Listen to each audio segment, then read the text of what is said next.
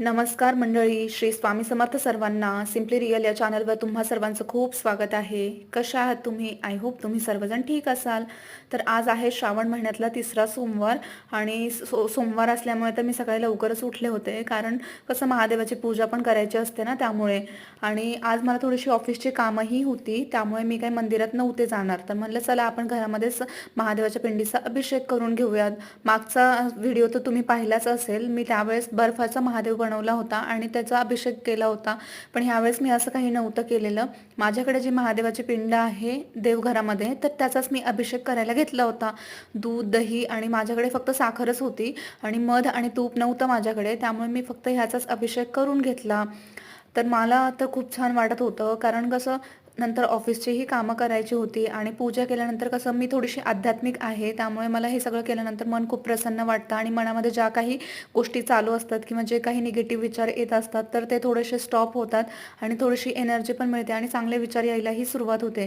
कारण कसं आहे, माणूस आहेत आपण पण, किती जरी विचार केला तरी डोक्यात कंटिन्यू आपण पॉझिटिव्ह विचार नाही ठेवू शकत किंवा आयुष्यात आपल्या अशा काही गोष्टी चालू असतात ज्याच्यातून आपल्याला मार्गही काढायचा असतो आणि तो मार्ग कधी कधी सापडतही नाही. त्यावेळेस आपल्याला ही स्पिरिच्युअल एनर्जीज आपल्याला मदत करत असते. आपला जेवढा विश्वास आपण देवावर करू तेवढा देव आपल्याला खूप चांगला मार्ग दाखवत असतो.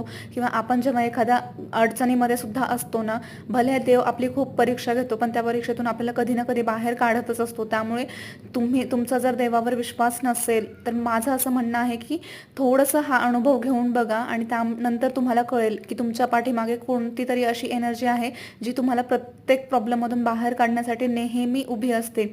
कदाचित काही गोष्टींना वेळ असतो.